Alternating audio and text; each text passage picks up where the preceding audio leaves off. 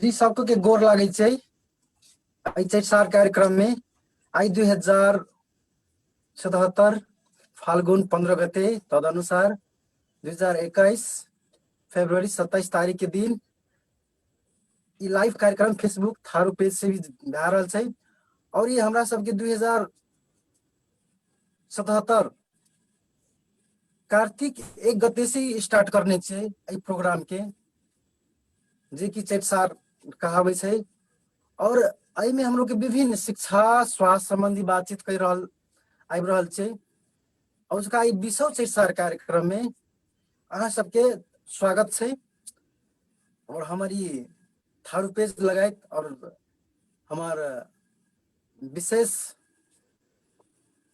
अपन तरफ से हम बहुत बहुत धन्यवाद देले चाहे छे। तो कोनो भी कार्यक्रम के दौरान में सबसे पहले सबके के नियमबद्ध रूप में जाइल पड़े छै। ते द्वारे हम ऐसा बहुत आदमी सब देख रहल छे, हम सब 6 जना जुड़ चुकल छे एमे और सब अपन अपन परिचय देवे। जना सुशील सर छै अमेरिका से, विनोद प्रसाद चौधरी कते से छै, तेना डॉक्टर अमित सर सो छै अपन और की कह रहल छे। ऐसा शशि चौधरी के भी देख रहल छे, राकेश सिंह के भी देख रहल छे। जी अपन सब कोन ठाम से कि कते से जुड़ल छे एकदम परिचय देल जाओ। तो सबसे पहले हमें जाए चाहे छी नमस्कार सबको के, और जतेक आदमी दुनिया के सब कोन से देख रहल छी हम लोग के वही सब कोई के ई चैतसार कार्यक्रम में अहाँ सबके के भी स्वागत अछि। हमरो स्वागत भेल छै भरखरे। हमें लाइफ स्ट्रेटेजिस्ट छियै से कह के अहाँ सबके बहुत गोरे के था है। लाइफ स्ट्रेटेजिस्ट के मतलब है जीवन अहाँ के अहिने नहीं चले छै, अहिनो चले छै अहिने नहीं चले छै, तो एकरा केना के व्यवस्थित करबे, एकर व्यवस्थापन भी है छै। जहने खेती ओहिनो भए जाए छै और खेती के विशेष तरीका से करे छै तो बेसी फायदा है छै। तो तहिने जीवनो छै, जीवन ओहिनो चल जाए छै लेकिन एकरा नीक से चलाय छै तो ई नीक से चले छै। तो अपना सबके जे स्वास्थ्य और शिक्षा छै जेमे देखे छियै बड़का बड़का चैलेंज सब अखनी देख रहल छियै कि कतबो पैसा कमाई छियै तो आप लोग के समस्या की रहे छै जे केना के अपन स्वास्थ्य के नीक करी, और जतेक पैसा कमाई छियै ओ स्वास्थ्य में, शिक्षा में, बच्चे पढ़ाई में और कहियो बिरामी है तही में खर्च कए ले छियै। तो कोनो एहन तरीका छै संसार में जैसे कि अहाँ हेल्दी भए सकै छियै, एजुकेटेड भए सकै छी, ओहो में एकदम बहुत कम पैसा खर्च करके, और वो कोन तरीका भए सकै छै एकर खोजी करी, खोजी नीति करी। और दोसर बात सब जे कर रहल छै संसार में अहाँ बाहेक से बात सबके अपन समाज में लाइक के समाज के समृद्ध बनाबी। समाज के समृद्धि के मतलब ई नहीं है जे अहाँ के गांव घर के लोग पैसा कमा ललके। समाज के समृद्धि के मतलब है जे अहाँ के समाज में खर्च होए वाला पैसा बचा ली, और साथे साथे जे चीज सब दुनिया में मंगनीय में बिना पैसे के भए रहल छै से चीज सब अपन समाज में लाबी। तो यह प्रयास के दौरान अपने समाज के लोग सबसे कोनो एहन चीज से शिक्षा संबंधी, स्वास्थ्य संबंधी कोनो एहन कार्यक्रम कैल जा सकै छै तो ओहि के लागी आप लोग कैसना आयल छियै। और हमर तरफ से ककरो भी कोनो भी अहाँ सबके अपन समाज के लोग सबके स्वास्थ्य संबंधी और शिक्षा संबंधी कोनो भी प्रश्न अछि तो राख सकै छियै। हम लोग के संग में आके बहुते साथी सब जोड़ल छै तो सब कोई अपन अपन परिचय तो कहलक दिनेश जी दैले, लेकिन दिनेश जी के हम चाहे छी एक एक करके नाम सहित पूछबे तो सजिलो ही जाए के लागी, नहीं तो अब के कखन जेते कनिया गाढ़ो भए जाए छै। तो दिनेश जी जी जी बहुत बहुत धन्यवाद सुशील जी की जी अखन बतेबे करलक जो अमेरिका से जुड़ल छै और लाइफ स्ट्रेटेजी भी छियै।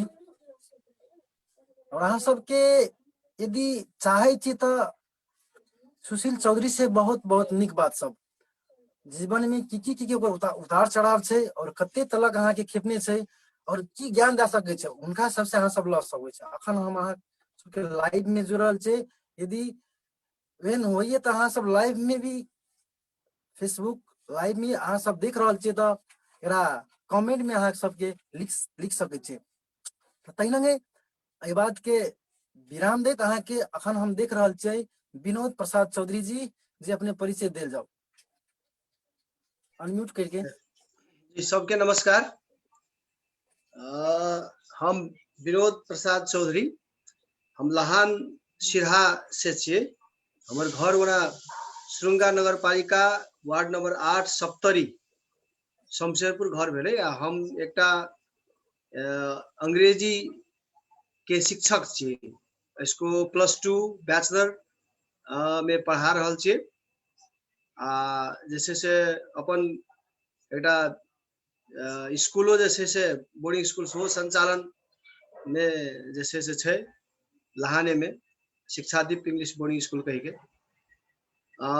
और हम जैसे से सब दिन ये इंग्लिश लैंग्वेज जैसे से इसको खास करके बोर्डिंग स्कूल सब में जैसे से पढ़ेलिए, बेसी दिन से पढ़ाई छलिए। लेकिन अखन +2 में हम जैसे दरबड्डी कोटा में छे और इसको जैसे से लहान में एक सलहेश कैंपस से बैचलर चल रहा है, वो हम पढ़ा रहा है और सरस्वती जनता बहुमुखी कैंपसों में पढ़ा रहा है।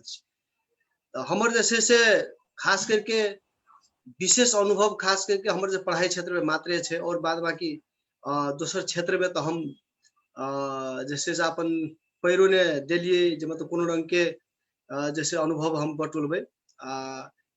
स्वास्थ्य के क्षेत्र में, हेल्थ के क्षेत्र में हम जैसे से खास करके आयुर्वेदिक चीज के बेसी हम जैसे से अपने लू। जना एलोपैथिक जैसे से औषधि सब भेले ओकर कंज्यूम हम जैसे से कम चाहत रही छी करी। कोनो अगर मतलब हेल्थ के समस्या एले त वही में जैसे से नेवल किशोर सर से हमरा जैसे बहुत पहले भेंट भेल काठमांडू में।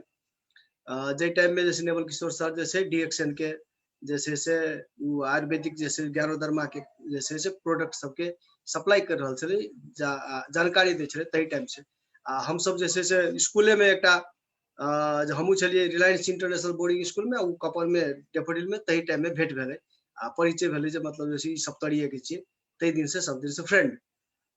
तो एतेक जैसे से आए हम जैसे से अपन परिचय के साथ छोटकरी में और बाद बाकी जैसे और सब गोड़ा से परिचय प्लस जैसे से जो अपन अनुभव है सेहो लेबे रोहित और अगाड़ी दिनेश जी।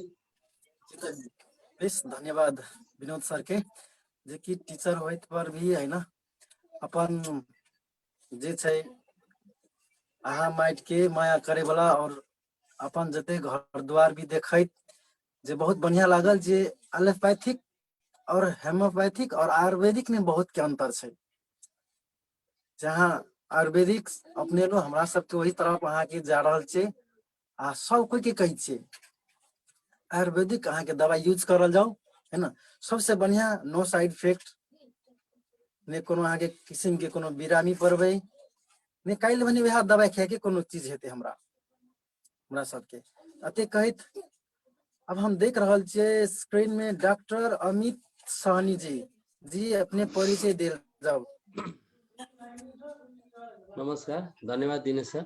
हम डॉक्टर अमित साहनी, हम होम्योपैथ फिजिशियन छी। अभी हाल हम चितवन बसवास करै छी र यहाँ पर अपने एकटा क्लिनिक पर्सनल क्लिनिक चला रहल छी और विभिन्न 2-3 टा क्लिनिक सब में एज अ ऑन-कॉल डॉक्टर भी जाय छै। ओनाहिते हमर घर भेल भद्रपुर झापा। हमर पढ़ाई +2 तक के पढ़ाई भद्रपुर झापा में भेल। बाकी बाद बैचलर लेवल के होम्योपैथिक डॉक्टरी की पढ़ाई हमर विराटनगर से भेल है और हमर इंटर्नशिप काठमांडू में खत्म भेल और हाल रोजगारी की सिलसिले में 7 बरस से हम चितवन में बैठ रहल छी र अपन क्लिनिक चला रहल छी। और बाकी बात आयुर्वेदिक, होम्योपैथिक और नेचुरोपैथिक पद्धति के मतलब कहल जाए कि एक किस्म के बिना साइड इफेक्ट पद्धति सबके केना विकास करल जेते र ओइ में हम सब केना निर्भर होल जेते, वही हिसाब में हम लाइफ में आगे बढ़ रहल छी। बाकी बात जहिया से हम होम्योपैथिक के डॉक्टर के पढ़ाई शुरू कर ले तहिया से हमरा जहाँ तक याद है हम एलोपैथिक दवाई नहीं शायद खेने होबे और सबके यह सजेस्ट भी करे छे कि कम से कम कुछो होय तो अगर अग्रपंक्ति में इस सब पद्धति के राखल जेते तो भविष्य में कोनो भी बिना मतलब के मृत्यु जे कहल जाए कि शरीर में कोनो रोग भी नहीं होल आ बिना मतलब के पैसा भी खर्चा हो के मृत्यु भी वरण करे पड़े से नहीं करे पड़ल। यह छे हमर परिचय। धन्यवाद दिनेश जी। धन्यवाद अमित जी के। वास्तव में एलोपैथिक अखन सर्कल के बहुत दिन से यूज नहीं कर रहा छे, वास्तव में होना चाहिए है ना। जे कि अपन दादा पुरखा सब देखियो ओतेक तलक बाँचले, तखन दवाई ओतेक विशेष नहीं चलल छले। जे कि एकटा अपना सब जगह सर्दी खोखी कहै छै, जे कि अदवा और तुलसी और मौध के रस से छोड़ा ले छले। बुझियो कतेक पावर छै, कतेक ओइमे शक्ति छले, है ना। से चीज अखन हम अहाँ यूज कर प्रयोग करे ले छोड़ देने छै। और कुछो चीज है एकटा छोटो अहाँ छोट नान होइ छै त हम दौड़ल जाइ छै, हम अहाँ डॉक्टर लगल, डॉक्टर साहब दवाई दियो, दवाई देबे करते ने, पैसा भी खर्च होइ छै। और काल्हि भने और जते आयुर्वेदिक डॉक्टर छै, होम्योपैथिक डॉक्टर छै, ओइ सब के कहब से वास्तव में दवाई ठीक तक करे छै, लेकिन काल्हि भने साइड इफेक्ट के बहुत खतरापूर्ण जीवन हम सब के लाबे भी करे छै अहाँ के। तै हेतु अखन डॉक्टरो भी कहलक, विनोद सर भी कहलक से वास्तव में हम सब आयुर्वेदिक दवाई यूज करे छियै। तहिना के चलिए अब कार्यक्रम के आगाड़ी बढ़ावे ले जा रहल छी। और हम और देख रहल छी साथी सबके शशि चौधरी जी, शशि जी अपन परिचय देल जाओ, कत से छी अखन, कत से जुड़ल छे और की सब काम सब कर रहल छे। पहले यहाँ सबके इकट्ठे नमस्कार और गोर लागे छे। और एक साथ में साथ ई चैतसार भाग 20 के संचालक नितेश चौधरी के भी हृदय दिल से धन्यवाद दिल चाहे छे। और हमार शुभ नाम भेल शशि चौधरी। अखन हम हाल नामचे सोलुखुम्बु में छे, इस नामचे खानेपानी कंपनी लिमिटेड में इंचार्ज के रूप में कार्यरत छे। और हमार घर भेल अगिन साइड कृष्णा सरवन गांव पालिका वार्ड नंबर 2 इधारवा सीतापुर कुंड। और शिक्षा में तो खासे हमार ओतेक नहीं छे, पढ़ाई लिखाई जस्ट एक SLC पास करके CMA 2054 साल में पास करने रहिए। ओकर बाद अखन हमार फोकस बिजनेस लाइन में छे, जना होश ना से एक हार्डवेयर पसल भी खोलने छे इसना। तकर बाद अहाँ के गांव में एक फार्म छे, अमृता कृषि विकास फार्म भी। दोसर तेसर में अहाँ के seasonal special momo and burger house के गाँव में गाँव पालिका के गेटे में अगाडि सो ऑपरेटिंग चल रहा छे जाना ताना। और विशेष टेक कहे धन्यवाद। धन्यवाद शशि जी के। प्रश्न हम देख रहा छे राकेश जी परिचय दे जाओ अपने। सब गोर के नमस्कार, गोर लागे छे। हमार नाम है राकेश कुमार सिंह, घर मोहतरी, हाल प्राइवेट काम के सिलसिला में काठमांडू। और अखन काठमांडू में सब बाल बच्चा सहित रह रहल छे। और एहि के साथ साथ हम रुचि से यहाँ के समाज सेवा भी कर रहल छी। अभी समाज के अभियंता के रूप में भाषा प्रति विशेष लगाव छे। और कविता र आर्टिकल सब कभी काल लिखे छिए। तो बहुत गोरे अभी एगो कवि के रूप में भी चिनारी भेल छे। और हमरा सबके अभियान छे जे केना करके मतलब अपन समाज शिक्षित हेते और निरोग हेते। वही में हम सब विगत लगभग 1 वर्ष से निरंतर छल फल में हम सब लागल छी अखन। और इस सिलसिला में आई फेनु जुड़े के मौका मिलल छे। तो और बातचीत अगाड़ी हेबे करते।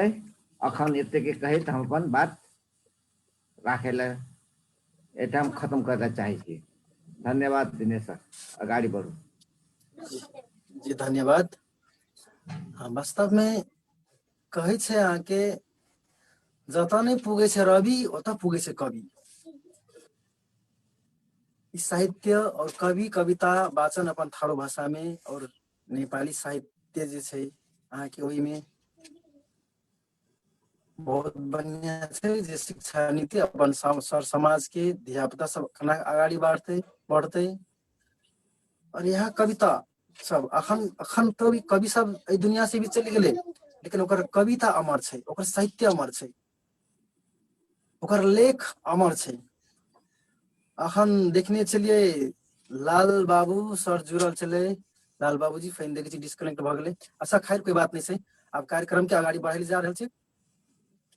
सुशील लाजू लाल बाबू सब चल गए, ठीक है। वास्तव में देखा जाओ अपना सबके अखन जे लाइव कार्यक्रम में जा रहल छै, हमरा सबके साथ साथ पब्लिक स्पीकिंग भी कर रहल छी जूम मार्फत, और बुध दिन के जे शिक्षा संगे सिप ओहो भी कार्यक्रम 8 बजे से 9 बजे तक भए रहल छै। और अखन नया नया जे हमरा सबके कार्यनीति सब छै अखन अपना रहल छै। वास्तव में जूम मीटिंग मार्फत, जूम ऐप मार्फत जे कि बच्चा सब केना के पढ़ते, बच्चा सब केना के बोलते, ई सब स्कूल में अहाँ के पढ़ाई नहीं छै। अखन अहिनाओ विद्यार्थी सब छै जेना शिक्षादीप में कहल के बोर्डिंग स्कूल सर शायद लागे शिक्षादीप मडेरवा के भीतर थाना के भीतर से नहीं सर, शिक्षादीप अहाँ के बहुत बढ़िया छै। और एहि के साथ साथ हमारे समाज के जखन कुसंस्कार तलक जा रहा है, हम अहाँ संस्कार छै लेकिन दैले नहीं सकल छै।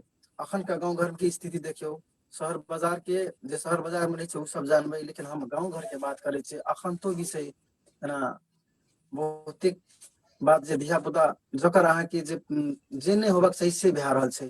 जेना अपना सब के छै एकटा धिया पुता कचका माइट छै, ओकरा जेहन बनेबे जेहन निखारबे जय में अहाँ के साँच में देवे ओहन ढलते कह के, लेकिन वो के कर देता ऐसा समाज और गार्जियन मेन धिया पुता सबके गार्जियन के भी बहुत रिस्क छै। अखन जे छाड़ापन दिख रहल छै, अखन का देखियो चुरोट गाजा अफीम चरस कतेक अहाँ के धिया पुता बड़ टीनेज एज जे कि किशोर अवस्था में उ चीज अहाँ के ओकरा की करे के छले और की कर रहल छै, अखन ओ भी अहाँ के विसंगति सब छै। ओइ सब के केना के सुलझाल जाओ, यह बात सबके छलफल रहते। और शिक्षा संगे सिप भी, शिक्षित नहीं कि सिप भी अहाँ के बहुत जरूरी है जिंदगी में ये कार्यक्रम में। लेकिन अखन शशि जी कहल, शशि चौधरी जी जे डरवा भवरा टोल के अहाँ के अखन अगिन कृष्णा सबरन गाँव पालिका 2 में पड़े छै। देखियो वास्तव में पढ़िए टा के नहीं होय छै, ऐसे की प्रश्न होय छै जे कि हम अहाँ पढ़ाई एक तरफ से काम दोसर तरफ कर रहल छी। ऊपर के अहाँ के अहेबो करल के, लेकिन काम ओकर कदी से हार्डवेयर छै, एकटा फार्म भी खोलने छै और सीजनल मोमो बर्गर भी करने छै। देखियो हम अहाँ पढ़ली कथी प्रेशर जासू सुइया भोकू है ना से सब छै। तो वास्तव में काम अनेक छै जे हम अहाँ करे ले चाहबे, जे इच्छा शक्ति जगावे छै, जे विलनेस अहाँ के जगेबे वो चीज अहाँ के कह सकै छै। तई में हम सुशील चौधरी जी के कहे अहाँ के राय विचार सर की छै कह जाओ। धन्यवाद दिनेश जी, बहुत बहुत निक बातचीत सब भए रहल छै। अपनो के देखियो पढ़े लोग कुछो छै, काम कुछो करब पड़े छै। ई बात की है से लोग काम कथी ले दोसर करे छै तेसर करे छै, तो सबके एकेटा उद्देश्य से जे पैसा हम केहनो के बेसी कमाबी। घुमा फिरा के लोग कते जाय छै तो पैसा में जाय छै, ते द्वारे पैसा कमाई के लागी लोग सब एकटा चीज के पढ़ाई करके भी दोसर चीज में काम करे के लागी आगा बढ़े छै, जे कि कहबे कोनो एमे गलत बात कुछो नहीं छै। अपनों के पढ़ल के एकटा चीज करे छै दोसर चीज ई नहीं करबक चाहिए से वाला बात अपनों के की है से तो लोग के कते गोड़े के एकटा ठाम में ले जाके अड़का दे छै जे हम ई चीज के लिए रे, हम अथक पढ़ लिए रे, आब हम जाके गांव घर में अगर खेती करे छिए तो हम तो बेजत भए गेलिए।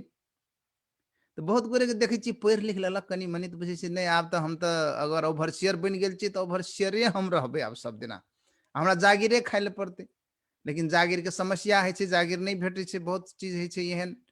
तो एकर चलते यहाँ अखनी शशि जे उदाहरण दे रहल छै सब कोई के आपन के सोचे वाला बात है। वास्तव में कत से पैसा एते, क्या कि परिवार चलबे के लागी सबसे पहल का काम कथी है से तो पैसा कमाओ अहाँ, बिना पैसा नहीं कमा के नहीं छै।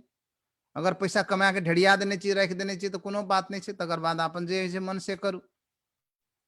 तो पैसा सबसे पहलका बात छै। और अखनी गांव घर में शिक्षा और स्वास्थ्य आप लोग के लागी कतेक जरूरी छै। आप लोग देख रहल छी, काल्हिखना दिनेश संगे हम लोग के ई की कहे छै बच्चा सब के एकटा पब्लिक स्पीकिंग लीडरशिप के कार्यक्रम करे छलिए। तो दिनेश जी अपन बच्चा सब के अगल बगल के बच्चा के रख के अपनो बच्चा से हुनकर तो संगे संगे ट्यूशन पढ़बै छै, तो ओकरे सबके साथे इंटरेक्शन होइ छलै। तो हमरा मालूम भेल जे 7-7 क्लास पुग गेल छै आप लोग के बच्चा सब, देखियो 7-7 क्लास पुग गेल छै, लेकिन क ख ग घ तक नीक से लिखल है छै, ओकरा कोनो शब्द नीक से लिखल है छै। आप बात बुझू, अब कथी पढ़ाई है स्कूल में, कथी पढ़ाई है, की करे छै। स्कूल तो सब दिन जाए छै, बच्चा कभी कोनो सुस्त मनस्थिति छै, कुछो छै सेहो नहीं छै। ई बात हमरा आई के नहीं रियलाइज भेल, ई बात हमरा बहुत पहले रियलाइज भेल। एसएलसी के टाइम में हम गांव गेल रहिए, बच्चा सब के वैसना एसएलसी रहे, जब ओकरो के स्थिति देख लिए, कोनो चीज पूछिए, कोनो चीज डिक्टेट करिए, कोनो चीज कहिए जे ई चीज लिख नहीं सके। तो अखनका अवस्था में पहलका जे सिस्टम रही ना, से सिस्टम से हट के आप लोग की करी छे, बच्चा पढ़लके नहीं पढ़लके अखन हमरा तो था नहीं छै केना सिस्टम चल रहा है, लेकिन फेलो सेलो करे वाला सिस्टम हट गेल छै। की भेल छै, बच्चा 7 क्लास में चल गए, अगर कुछ नहीं है छै बच्चा के, तो बुझियो 7 क्लास में चल गए है कुछ नहीं छै, लिख कुछ नहीं आवे छै। तो एहन एहन चीज सब जे अगर बच्चा सबके हेतै, तो काल्हि ओ बच्चा केना के लिखते, केना के पढ़ते, कोनो चीज कतो ओकरा पढ़ पड़ले, लिख पड़ले, कोनो चीज एक्सप्रेस कर पड़ले, तो करते केना के बच्चा। तो वहन बच्चा सबके पुरनका चटसार माध्यम से आप लोग के पढ़ाई के एकटा जे तरीका अपनेने छियै, चटसार कार्यक्रम जे कहै छियै ना, चटसार के अंतर्गत की भेलै, तो ए चटसार में आप लोग के छलफल करू और एकरा इम्प्लीमेंट करू जे वास्तव में शिक्षा में केहन छै। तो काल्हिखना जे हम देख पाबलियै ने, वो देख के हमरा बहुत तकलीफ भेल अछि जे अपन गांव घर के बच्चा सबके लिखल नहीं है, पढ़ल नहीं है। और पहलका टाइम में जखनी कि आप लोग ट्यूशन पढ़े जाए छलिए, छोट रहिए तो सब दिन हम लोग ट्यूशन पढ़े जाए पड़े। जकर घर में पैसा नहीं रहे, ओकर बाबू मैया की करे, तो धान चौड़ मास्टर के दे, लेकिन एकटा मास्टर सब दिन लागल रहे, और एकेटा टीचर के बुद्धि कतेक बच्चा है, 50, 60, 70, 80 सौसे टोलक बच्चा आबि के पढ़े। और वैसना की है, तो एकरा मोन्टेसरी माध्यम कहे से, विनोद जी ए बारे में निक से बता, जे हमें अगर टीचर चाहिए तो हमें की के लिए अपन विद्यार्थी के हम पढ़बे छिए, तो वही में हम जे बड़का विद्यार्थी चाहिए ना, सबसे ऊपरका तकड़ा हम बेसी से फोकस करबे, और वही विद्यार्थी के वही कर नीचा के विद्यार्थी के फोकस करे लगाबे, और वही से नीचा के विद्यार्थी के फोकस करे लगाबे, और विद्यार्थी से विद्यार्थी पढ़ाई के काम जे कि हम अपनो खुद करने चाहिए। छोटे में जखनी हम नर्सरी में रहिए, तहिए से हम की कहे छै ट्यूशन पढ़े जाइए, तो ठाड़ क्या दे सबटा बच्चा के क ख ग घ से लाके कोन कोन खाइत की पढ़बे पढ़ते पढ़ा के आगा आगा हम पढ़े छी, पछा पछा धिया पुता सब पढ़े छै। तो ई चीज सब बहुत भेले, और ई चीज बहुत व्यावहारिक रहे। अखनको टाइम में ई चीज सबके जरूरी छै। आप लोग के देखियो, जे बच्चा सबके पढ़ल नहीं छै, जे बच्चा सबके लिखल नहीं छै, ओकरा कम से कम पढ़ने लिखने गरी तैयार करना, और ओकरा और बाकी के कोन कोन अपॉर्चुनिटी छै, जना फोन सब बच्चा के हाथ में छै अखनी, भले ही वो बच्चा के और चीज नहीं छै घर में, लेकिन फोन छै, इंटरनेट छै, फेसबुक देखे छै, टिकटॉक चलबे छै वो बच्चा। तो वही बच्चा के फेसबुक टिकटॉक के बदला कोनो एहन चीज में लगा देबे आप लोग के कि वो बच्चा के कल्याण भे जाए। क्या कि देखियो, एकटा बात आप लोग के नहीं छै मालूम, बच्चा के अहाँ 2 घंटा फोन में एना के देखा दियो एक होरो अपन मन मर्जी के चीज, और 2 बोतल की कहे छै 2 गिलास बियर पिया दियो, वही में बर बेरे हानि छै। ओमे की है तो बच्चा के जे डोपामाइन है ना, एकटा आप लोग के की कहे छै एडिक्शन लेवल बढ़े छै, तो बच्चा एडिक्टिव भे जाए छै। बच्चा में एडिक्शन चल आवे छे, उ एकटा कोनो चीज के जब पकड़ल के तो वही चीज में भीतर भीतर जाए ले चाहे छे, आंख बिगाड़ ले छे, अपन बहुत समस्या लाव ले छे, तकर साथे साथे अपन दिमाग के एक होरो बना ले छे। खाए ले लागले त खाइते छे, कोनो चीज करे लागले त करते छे, ओकर संग में अवेयरनेस नाम के हरा जाए छे। जना देखे छे न चेतना, अपन के जकड़ा कहै छिए बुद्ध, ओकरा चेतना कहै छे। बुद्ध भाषा में कहू, बुद्ध के जे रास्ता में चले से सब ओकरा के चेतना कहै छे, और दुनिया में चेतना के शब्द के नाम से एकरा जानल जाए छे। तो सचेत उ बच्चा कतेक छे, जे चीज कर रहल छे से चीज उ बुझै छे कि नहीं बुझै छे, वास्तव में हम की कर रहल छी। बाप महतारी एक चटकन लगा देलके कहियो, गड़िया लेलके कहियो, तो उल्टे लड़ाई करे जेते कि ओकरा रियलाइज हेते जे हाँ हमर बाबू ठीके के लागी कहिए, हमर मैया ठीके कहिए, जे हमर से कोनो शायद गलती भए गेलै, ते दुआरे हमरा ई कनिया के अगर सजाए भेट रहल अछि। तो ई सबटा चीज सब से, ई सब बात सब से आप लोग के शिक्षा में लाभ पड़ते। बच्चा के सचेत केना बनेबे। अखनी का अगर बात करी छी तो कभी दुनिया में सबसे तेज दिमाग वाला, सबसे बेसी बुद्धियार लोग के छे, अहाँ सबके अगर मालूम नहीं है तो लियोनार्डो दा विंची सुनने हैं भी आप लोग के, सब जे सब स्कूल पढ़ने चाहिए। लियोनार्डो दा विंची के सबसे तेज दिमाग के लोग मानल जाए छे। और लियोनार्डो दा विंची स्कूल जाके फॉर्मल एजुकेशन कहियो नहीं लेलके, लेकिन ओकर जे देखबे उ लिख लिख के जे चीज सब रखने से, जे चीज उ पता लगल के कौन सेक्टर में नहीं काम कल के, तो फॉर्मले एजुकेशन ता नहीं है कि वही के बाहेक भी आदमी आप लोग के लगाल जा सके, बच्चा सबके दियाल जा सके, जिमा तो सब बहुत चीज एहन चीज कर सके छे जे आप लोग के कल्पना भी नहीं कर सके छी। और ओकरा सबसे तेज दिमाग के बच्चा मानल जाए छे, सबसे तेज दिमाग के लोग अखनी तक में मानल जाए छे। देखियो क्या कि उ विभिन्न सेक्टर में काम कल के, सर्जरी में भी काम कल के, तकर बाद केना हवाई जहाज बनते, केना लोग आकाश में उड़ते, से चीज भी वही टाइम में वो स्केच करके छोड़ देने रहे। कतेक चिड़ै सबके चिर चिर के, ओकरा लाश के चिर के केना के हार्ट काम करे से, केना, जबकि वो एक सामान्य आर्टिस्ट रहे। मोनालिसा ओकर आर्ट रहे जे विश्व विख्यात से, आप लोग सब कोई जाने छी। पुल केना बनते, इंजीनियर सब पुल के डिजाइन करेले केना के करते, ओकर से आर्किटेक्चर के नॉलेज ओकर से लेलके, वही टाइम में वही लेवल में पुग गए। तो बहुत चीज एहन चीज कर सके छे बच्चा सब अपन मन से, अपन दिमाग से, जे कि आप लोग के कल्पना भी नहीं कर सके छी। और कहे छे इवन आप लोग के जकरा बड़का वैज्ञानिक कहे छी आइंस्टाइन कहे छी, आइंस्टाइन भी कहने छे जे सबसे तेज वह लोग छे जे लोग मतलब सचेत छे, क्यूरियस छे। और आकल के जो लोग सब कहे कि जे तू तो साइंटिस्ट छी, तू बहुत एकदम से तेज छी, बहुत एकदम से जीनियस छी, तो वो की कहेगा उत्तर में मालूम है, वो कहे हम जीनियस नहीं छी, हम क्यूरियस छी, हमरा जाने ले मन लागे ये सब चीज, जे ई चीज केना है छे, उ चीज केना है छे, ई चीज केना हेते, उ चीज केना हेते। अखनी देखियो गांव में कोनो भी बच्चा होशियार छे, कोनो भी बच्चा नीक छे, आगा बढ़ल छे, तो ओकरा की छे, तो क्यूरियस छे। उ जे कोन चीज हम करबे तो पैसा भए जेते, कोन चीज एहन करबे जे हमर घर नीक भए जेते, कोन चीज हम एहन करबे जे हमर समाज नीक भए जेते, कोन चीज हम एहन करबे जे हमर देश नीक भए जेते। और वहीने लोग सब अहाँ के कवि छे, वहीने लोग सब लेखक छे, वहीने लोग सब कलाकार छे, नेता छे, टीचर छे, सब चीज में देखियो जे आगा बढ़ल छे। तो अहिने लोग सब छे जे सब क्यूरियस छे, जकरा जिज्ञासा कौतूहलता एतेक छे कि उ छटपटा रहल छे जे ई चीज केना हेते। अगर हम गरीब छी तो हम गरीब कथी ले भए गेलिए, धनिक कोई छे तो धनिक कथी ले कोई भए गेले। और जब उ चीज उ पकड़ ले छे न, ओकर दिमाग में जब घुस जाए छे, उ लोग देखियो धनिक भए जाए छे। तो ई बात सब केना के लाबे, और यह कौतूहलता हम अपन के अगर जे कहबे तो हम एकटा आयुर्वेदिक या ई होम्योपैथिक के ओते हम वैल्यू नहीं करी कि धो ई बुढ़वा स्टाइल के छे, इसे कुछो नहीं होवला छे। ने होम्योपैथिक के मतलब रहे, ने आयुर्वेदिक के मतलब रहे, और वोहो से बढ़ के नेचुरोपैथिक है छे। जकरा नेचुरोपैथी में की है छे, ने आयुर्वेदिक प्रयोग है छे, ने होम्योपैथिक प्रयोग है छे। अहाँ के आगा में जे आए छे झाड़ पात जड़ी बूटी, वो सब अहाँ ला लिया, डिब्बा के कोनो दवाई नहीं लिया सके छे।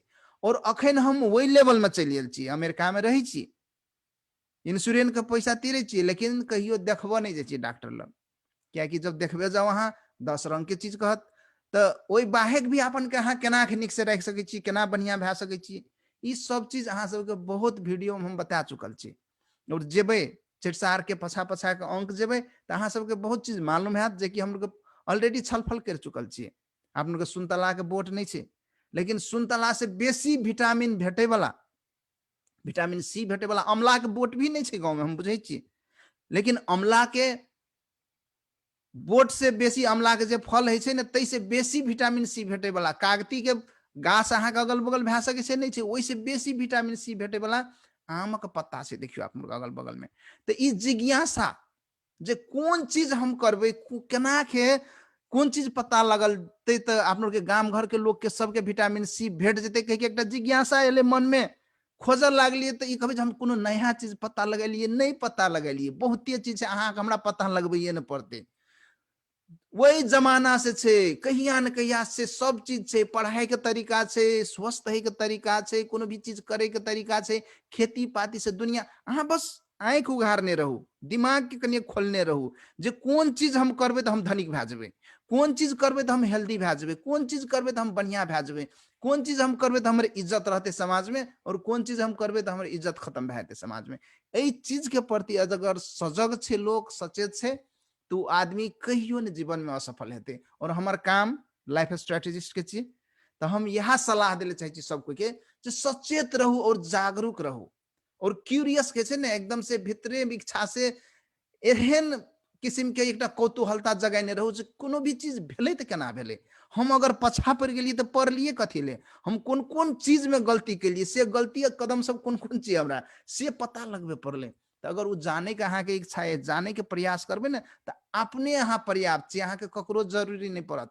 कहबे जे बड़का डॉक्टर, बड़का इंजीनियर, बड़का एकदम से लाइफ कोच सुशील चौधरी फन्ना, ई ककरो जरूरी नहीं है अहाँ के। अहाँ अपने में एतेक परिपूर्ण छी, एतेक परिपूर्ण छी, तब कमी कमजोरी कतऽ से, तो अहाँ अपन के जगै छियै कि नहीं जगै छियै। अहाँ शेर जखा सुतल छियै, गेड़ा जखा सुतल छियै, तो नहीं हेते, जगबे पड़त, अपन के प्रश्न पूछे पड़त, और एहन एहन प्रश्न पूछे पड़त कि जे प्रश्न से अहाँ के आगा बढ़ले अहाँ के सहयोग है। तो हम आगे बहुत बहुत साथी सबके देख रहल छी, तो हम यही संबंध में एक क्वेश्चन रखे चाहे छियै, विनोद जी से संगे संगे आयल छै। तो विनोद जी एक बात अहाँ बतायब हमरा, अहाँ इंग्लिश भाषा में आगा माथे जा रहल छियै, जी और राजू। बहुत साथी सबके सहयोग भी कर रहल छियै, बहुत विद्यार्थी सबके भी सहयोग कर रहल छियै। वही बाहेक हम अहाँ के ई चाहे छियै जे एकटा कोनो एहन बीड़ा उठाल जाए, और इस सार्वजनिक मंच थ्रू घोषणा हेबे एकटा कोनो एहन कार्यक्रम जेमे अपना सबके अंग्रेजी माध्यम से आप लोग के देखियो, जे विदेश में से तकड़ा भी समस्या है चाहे अंग्रेजी के, अहाँ कहबे जी जी। अमेरिका में ये अपना सबके बहुते छी, अमेरिका में ओहो सबके अंग्रेजी के प्रॉब्लम छै, समस्या छै, गाँवे घर में छै, हुनको सबके अंग्रेजी के समस्या छै। जे बच्चा सब छै ने, वो अंग्रेजी से हार कांपे छै, ओकरा डर है छै, एकदम एकदम नंबर आवे एकदम। छै, तो ओकरो के कोन चीज आप लोग के एहन कर देबे, कोन एहन मैकेनिज्म लगा देबे जो ओकरो के कम से कम खर्च तिर के, हुए तो खर्च नहीं तिरे पड़े, और कम से कम खर्च तिर के आप लोग के कोनो एहन प्लेटफॉर्म बना सके छी, जना हम लोग के बच्चा के पढ़ा रहल छी, तहिने कोनो एहन प्लेटफॉर्म बन सके जेमे कि अपनो के बच्चा सब, बच्चे सबटा नहीं, बड़को सब, लेडीज सब, जेंट्स सब, सबको आबि के वैसना कुछो सीखे, कुछो जाने, और ओकरो के जीवन बढ़िया हेबे। तो एमे अहाँ के कोनो एहन कुछो छै तो बतायल जाओ, हम सब संगे शेयर करल जाओ, अपनो बात हमरो लोग के एहन कुछो कयल जा सके हम लोग के तरफ से, तो हम लोग के करे के लागी तैयार छी। विनोद जी। जी जी राजू, एकदम बहुत बढ़िया जैसे से अपने जैसे से एक क्वेश्चन अखन जैसे के लिए, जे ई समस्या तो वास्तव में जैसे से बहुत बड़का समस्या छै, कथी कहे से हरेक के जैसे से खास करके इंग्लिश अंग्रेजी भाषा के लेल जैसे से सोचे छै जे ई बहुत बड़का पहाड़ छियै, बहुत बड़का जैसे से चुनौती छियै। बहुत आदमी के कहे छै जे हमरा तो सब चीज आबैए, हम तो बुझे छियै, लेकिन हम एक्सप्रेस नहीं कर सके छियै, हम जैसे ओकर जवाब नहीं दे सके छियै। से ई समस्या हर कोई के छै, जे मतलब साथियों भाई सब सुन कहत रहे छै जे हमरा जे कोई अगर बोले छै तो हमरा तो जैसे सब चीज हम बुझे छियै, लेकिन हमरा जैसे ओकर जवाब जे छै से ओकरा मतलब हमरा फरकाइले नहीं आबैए। तो उ जे छै से वास्तव में समस्या छै। लेकिन एहि के लेल अगर कुछ मतलब हम अहाँ वास्तव में जे अगर प्रयास करबै या यह जूम के माध्यम से वर्चुअली अगर हम अहाँ जे छै से अगर देबै मतलब जैसे वहन किस्म के मतलब ट्रेनिंग जखा प्लानिंग करके वहन जे छै से स्लाइड सब बना के अगर हम कोनो एहन दिन तोकल जाओ आ ओहि दिन में जे छै से जैसे से अहूँ भेलिए हम भेलिए डेवलपर सर भेले और कोई भी अगर साथी सब जकरा जे छै से उ मतलब जे छै से छै कैपेसिटी छै तो उ आधे घंटा के लेल चाहे नहीं पार्ट करके आधा घंटा 3-4 साथी मिल के अगर हम अहाँ करबै तो ऐसे बहुत लाभ हेतै दाजू, बहुत लाभ हेतै। जे गामो घर में रह रहल छै जे मतलब गृहिणी छै ओकरो मतलब अगर चाहे छै जे हम कुछ शब्द इंग्लिश में जैसे हम बुझी मतलब एक्सप्रेस करी किया तो ओकर मानू बच्चा सब अखन तक कोई भी आदमी गामो घर में छै तो ओकर लग में पाई कौड़ी छै, हस्बैंड विदेश में छै तो वो चाहे छै हमर बच्चा जे छै से अंग्रेजी स्कूल में पढ़े, लेकिन अंग्रेजी स्कूल में पढ़तो पर भी बच्चा अंग्रेजी बोले के प्रयास करे छै लेकिन ओकर मम्मी तो अंग्रेजी नहीं बुझैत रहे छै तो वो बच्चों के इन्वायरमेंट नहीं बने छै वहन। तो अगर जैसे से वहन गृहिणियों सब अगर कुछ जैसे एक्सप्रेस कर अंग्रेजी भाषा में इंग्लिश में तो ओकर बच्चा से कम्युनिकेट हेले लगते तो बच्चों के एक जैसे से इन्वायरमेंट क्रिएट हेते घर में ओकरो जैसे से फ्लुएंसी बढ़ते ओकरो फ्लुएंसी बढ़ते एक से भी नहीं। दोसर बात अगर साथी भाई बहुते छै कतार में छै, दुबई में छै, मलेशिया में छै, अन्य ठाव में छै, अगर वो सब चैटसार के माध्यम या अपना सब इंग्लिश कोनो जैसे निकालबे एक मतलब प्रोग्राम वही के माध्यम से भी उसमें बेनिफिट ला सकिए। कहले तो वो सुन काम करत कला तो बहुत एहन वर्ड सब हेते ओकर जैसे से मालिक हेते जे इंग्लिश में ओकरा कम बोलते हेते क्वेश्चन करते हेते लेकिन ये जैसे एक्सप्रेस नहीं कर सकते हेते तो वो एहि के माध्यम से उ जैसे अंग्रेजी इंप्रूव कर सके। और सबसे बड़का बात देखियो अपना सबके जे लेडीज छै अपना के तो की कलिए विदेश चल जाए छियै गाँव में से घरों में से तो बच्चा के देखे के फुर्सत नहीं छै, बाप सबके कहबे तो बच्चा के देखे के फुर्सत नहीं छै, वो अपन काम में व्यस्त रहे छै कत से तो बच्चा सब मोस्टली यहाँ के माय के संगे रहे छै। जब माय के रिपोर्ट कार्ड तक नहीं यहाँ के देखला ही तो बच्चा के बारे में केना के मालूम हेते हमर बच्चा कोन में कमजोर छै कोन में निक कर रहल छै एकरा केना के और निक करे पड़ते। जे चीज में अगर फेल भए रहल छै मान लिया अहाँ के रिपोर्ट कार्ड दैये अहाँ के रिपोर्ट कार्ड अहाँ के हेल्थ के रिपोर्ट कार्ड के पढ़िए डॉक्टर पढ़िए अहाँ के कहिए देखी तोहर ई चीज बहुते बढ़ गेलो अगर तू एमे ध्यान नहीं देबी तो तोहर हार्ट फेल भए जेतौ चाहे तोहर किडनी सत्यानाश भए जेतौ। तो वो रिपोर्ट कार्ड की करे छै तो आप लोग के तो प्रिंसिपल या हेडमास्टर तो घर में पठा के लोग के तो की कहे छै घर में जाके एक्सप्लेन तो नहीं करे छै, घर में अहाँ के पठा दैये बच्चा के दे के। तो जे रिपोर्ट कार्ड आबे तो रिपोर्ट कार्ड जब अहाँ नहीं बुझेबे अहाँ नहीं पढ़े ले जानबे तो बच्चा के विकास केना हैत, अहाँ के बच्चा के कोन चीज में ध्यान देबे कोन चीज में अहाँ के ध्यान नहीं देबे से चीज मालूम केना हैत। तो ई चीज के लागी भी अखनी आप लोग के जरूरी छै कि आप लोग के लेडीज सब के कम से कम ओतहे शब्द जरूर पढ़े पड़ते जैसे कि ओकरा था हेबे जे ई चीज की कह रहल छै।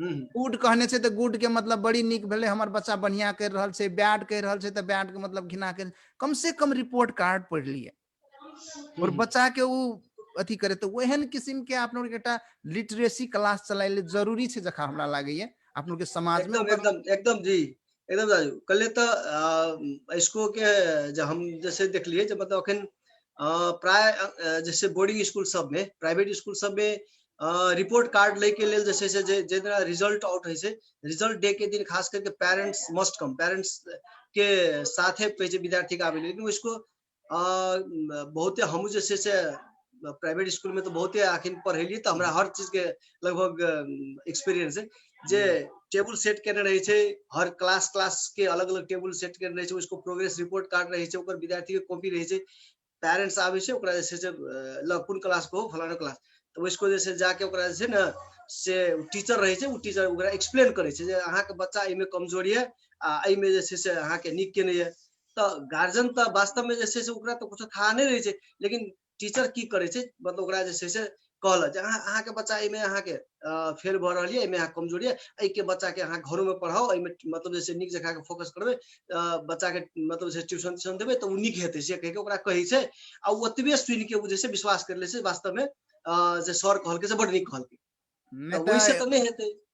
एकटा बात कहब हमहू पेरेंट्स छिए तो टीचर पेरेंट्स मीटिंग में जाय छे ने लोग सब तो वास्तव में कहबे तो वो आधा बात सुनै छै, आधा बात सुनबे नहीं करे छै, आधा बात बुझे छै, आधा बात बुझबे नहीं करे छै।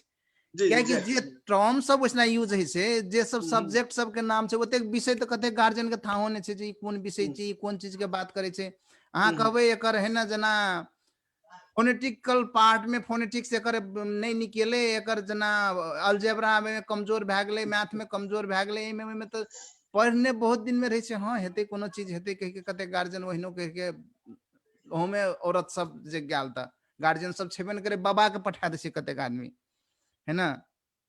तो उ बाबा जेते, उ बाबा कहियो ने देखने छै उ सब्जेक्ट, ने कुछो बुझने छै, बाबू घर में छै ने, मैया के आबे नहीं छै कुछो, बाबू तो विदेश में छै या कतौ छै। तो ई समस्या सब जे आपन के छै ने, एकरा अगर जे नीक से देखल जाए। और एकटा चीज देखियो आपन के ध्यान दे के देखबे, ठमेल दिसर प्लास्टिक टिपे वाला बच्चा सब जी जी जी कतेक एकदम नीक अंग्रेजी बाजे छै, तो ओकरा संगत एहन कर देलिए। तो आपनों के ई प्लेटफॉर्म मार्फत जखनी ओकरा फोन खोलते ने, तो फोन में ओकरा एकटा साथी ओतऽ छै, कनाडा में छै, एकटा अमेरिका में छै, ओते से कहते हेलो रमेश कह के कहे छै। तो हेलो कहलके, तो उ कहते मात्र ओकर जवाब तो कुछो तो देते ओने से उ।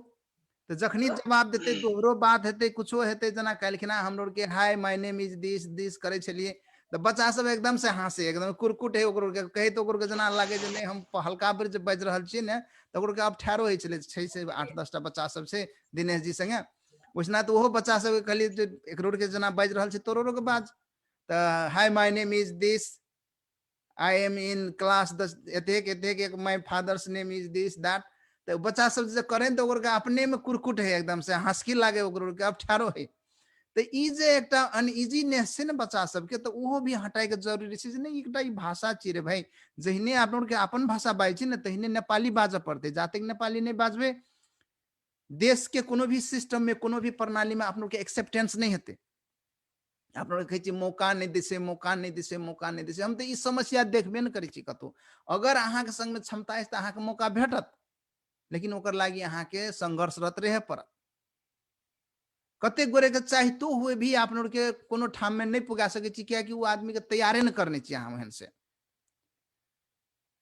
जना आप विदेशे में ककरो आप लोग के पठबै छी जे जो अपन समाज के लागी कोनो चीज तू लैके जो, कोनो कंप्लेन लैके जो, कोनो चीज वर्णन करिए, कोनो चीज कहिए, तो वही ठाम में जाके वो आदमी अंग्रेजी में जब बाजिए न सकते तो ओकरा समस्या भए जाइ छै। अहाँ के अपन भाषा में बाजते, तकड़ा उल्था करते, वो तो खाली प्रधानमंत्री राष्ट्रपति सबके मात्रे वो सुविधा उपलब्ध रहे छै। बाकी सबके छोट नान फोरम सब रहे छै, ओहिमे कतऽ से ओते सब चीज करते, तो लोग नहीं करे छै। तो वो बात अहाँ के दबले रह जाइ छै, जे एकटा खूबी रहे छै से बाहर आबऽ नहीं पाबै छै। तो एकर चलते हम अखनका टाइम में एकटा अपॉर्चुनिटी की देख रहल छियै, तो अपनो के जतेक आदमी इसना चीज से, और ओकर साथे साथे और कतेक आदमी छै विश्व में जे कि अपन समाज के लोग सब छै, और ओकरो के खाँचो छै। नेपाली में कतेक नीक से उ लिख सकै छै, कतेक नीक से पढ़ सकै छै, और कतेक चीज वो आविष्कार कर सके छै, कतेक चीज के अन्वेषण कर सके छै, से पार्ट में जाए के छै। तकर साथ साथ आप लोग के जे बच्चा छै काल्हि, वो बच्चा काल्हि सब चीज पढ़ लिख लेलकै। जना हम अगाड़ी में हम बतेने छली, 7 क्लास में छै, क ख ग घ भी नीक से लिखल नहीं है। किताब पढ़े के तो बाते छोड़ दियो, वो लिखते बच्चा कथी या पढ़ते कथी। तो एहन एहन अखनी अवस्था सब स्कूल में भए रहल छै। और ओहन ओहन अगर अवस्था छै, साधारण खाइत नहीं आबै छै, नंबर नहीं लिखल है छै, जोड़ घटाव नहीं है, तो बच्चा जीवन में सक्षम केना हेतै। तो एकरा अपनो के अगर जे वास्तव में छोट प्रयास कर देवे, एकटा जे ओकरा फोन खोलते, तो फोन में वो जे गेम देखे छै, फायरफॉक्स की कहाँ बच्चा सब के हमरा नामो नहीं आबैए, से सब खेलाइ छै। ओकर ठाम में ओकर कोनो साथी छै जे कि पढ़ि रहल छै, तो ओकर बगल में बैठ के वो सुनते मात्रे भी तो ओकरा बहुत नॉलेज हेतै। तो एहन एहन ग्रुप सब बना देवे, जना अखनते आप लोग के गप कर रहल छी, साथी सब से जोड़ल छै, उनका साथी सबके जे एकटा जी सुशील दाजू एकटा अहाँ इनिशिएट कैल जाऊ, वही में जे छै से हमर जते कंट्रीब्यूशन हेते हम करे तैयार छै। अपने एकटा धन्यवाद। इनिशिएट कैल जाऊ, कोनो दिन एहन तोकल जाऊ, या एहि में मतलब खास करके कोन ग्रुप के राखबै, एकटा इहो जे अपना सबके छलफल कर लेबै, मतलब जे छै से हाँ जनरली जना छोट बच्चा के रखबै, या वही एहिमे में जना हम कहलू एडल्ट ने, एहिमे सपोर्ट। अपना सबके मोन्टेसरी मॉडल में जाय ले पड़त। अहाँ सबके बढ़िया जकाँ मालूम है जे सब शिक्षा में छी, कि माछे के तेल में माछ तरनाइ कहै छै ना अपना के कहै छै ना माछे के तेल से माछ तैर ले कथी ले तेल देबी कनिकरा तेल जे शुरू में चाहिए से लगा जी जी तब गेले जब तेल निकल लागले माछ से तो वही तेल से तैर ले एकटा विद्यार्थी के अहाँ सिखाओ जी एक गोरे के अहाँ सिखाओ बड़का बच्चा के सिखाओ वहे बड़का बच्चा के कहियो तोरा फी नहीं लगतो ई नहीं लगतो तू छोटका के पढ़ा छोटका कहे तू फी तीर या तो तू पैसा तीर या तो पढ़ा तू की करते वो पढ़े लागते तो अहिने करके आप लोग के बड़का चेन बना सके छी बहुते बच्चा सब के लाइफ सके छी एमे एकटा सब कुछ पैसे नहीं छै और जब देखते इसे फायदा है तो वास्तव में पेरेंट्स सब पैसा तीरते कनी मनी आप लोग के 1 टका 2 टका के दर से देते ना तो पैसा संभाले नहीं सकबे वास्तव में एकदम एकदम समाज के सेवा के लागी ठीक तो चीज के लागी आप लोग के वास्तव में तैयार हेले पड़ते आगा बढ़ पड़ते और ये जूम जो फोरम है ना यहाँ फोरम हम चाहे छी जतेक आदमी यूज करे है ना एकरा अखनी तक एकर कैपेसिटी 100 के मात्रे हम रखने छी कि यूजे नहीं भए रहल छै अगर एमे डिमांड बढ़े जते लोग जोड़े जते तो एकरा 25,000 50,000 जते करे पड़ते एकरा करे के लागी हम तैयार छी एकदम एकदम पैसा खर्च करे पड़ते कियाकि एकर पेड फी छै अखनी जना महीना के $15 के हिसाब से जतेक तीर पड़े छै तो $15 मतलब भेले ओहिने 1800 टका महीना के तीरू तो अखनी हमर काम चल रहा छै तो बाद में हमरा बेसी तीर पड़ते तीरबे हम लेकिन ए प्लेटफॉर्म में एकटा जना यूनिवर्सिटी जखा लिए एकरा स्कूल जखा लिए ए में आबि के बच्चा सब केना एक दोसर के सहयोग करते एक दोसर के सहायता से केना वो सब आगा बढ़ते जेमे अहाँ सब जखा वॉलेंटियर सब दिनेश जी जखा भेले और जे साथी सब से लाल बाबू भेले शशि भेले वो सब कुछ सीखने से जीवन में अपन बच्चा के पढ़ा सके छै साथे साथे अपन बच्चा के लगा सके छै जे रे तू अगर जे भी ओइ में ए फोरम में आबि के कोनो बच्चा के पढ़ाबी तो तू नया चीज सीखबी और तोरा चीज कोन चीज सीखे के खाँचो से चीज तोरा सुशील दाजू सिखाइतो या तो ओकर ऊपर से कोई छे कोई बड़का बड़का लोग भेटते तो सब पकड़ पकड़ के लाबे जे हमरो के बच्चा अंडर मतलब की कहे छै अंडर डेवलप्ड किस्म से छे वो सब अंडर प्रिविलेज छे तो वही सब के केना के तोर के सहयोग करबी तो एहन एहन बहुते कार्यक्रम सब से जे कार्यक्रम में एक्सपर्ट सब से उ सब आबि के अपन के बच्चा सब में समय बिताते टाइम देते और एक गोरे के सिखा देलक वो चीज एकटा अहाँ के सिखा देलके हमरा सिखा देलके तकर बाद हमें दोसर गोरे के सिखालिए वो दोसर गोरे के सिखालके अहिने करत करत सब बच्चा सब अगर निक से बोले लागे अंग्रेजी जाने लागे नेपाली जाने लागे तो के हेपत अहाँ के हमरा के हेपते विदेश में जेबे विदेश में भी निक काम भेटते मैनेजर भेटते सुपरवाइजर भेटते अखनी तो की करे छी जाय छी लेबर कुली में कतौ लगा दे छै वैसना काम करैत रहे छी ने ककरो से बोलनाइ छै ने ककरो से भुकनाइ छै लेकिन जे सब निक बाजे छै जकरो के निक अवस्था छै ओकरो के शिक्षा देखियो बहुत निक भए रहल छै तो यहाँ कहे ले चाहब और साथी सब छै देख रहल छी हमें लाल बाबूजी के भी देख रहल छी लाल बाबूजी संतोष जी लाल बाबूजी हमरो के अपन अपन परिचय दिलिए आप वहाँ अपन परिचय दिए तकर बाद संतोष जी किशोर कल्याण भी सर के भी देख रहल छै सबके इकट्ठे नमस्कार करे छियै और कार्यक्रम के जे चेटसार के 20 भाग में संचालक दिनेश जी के सो नमस्कार करे छियै और जूम मार्फत जतेक भी देश विदेश चाहे अपन नेपाल के जतेक भी अपन आदमी सब देख रहल छियै से सब के नमस्कार करे छियै हमर नाम भेल लाल बहादुर चौधरी हमर घर भेल सुरुंगा नगर पालिका वार्ड नंबर 6 श्रीपुर सप्तरी अखिन हम हाल RT and sons agriculture farm चला रहल छियै जकर मेन गोल छै कि स्थानीय किसान सबके आर्थिक अवस्था में सुधार करना और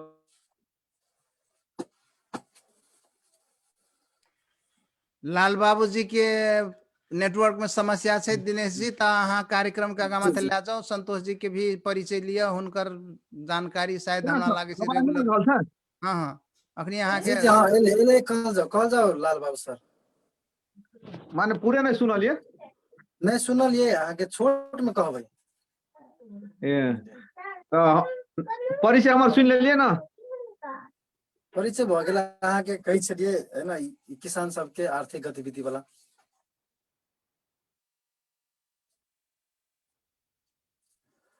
जी तो लाल बाबू जी के है ना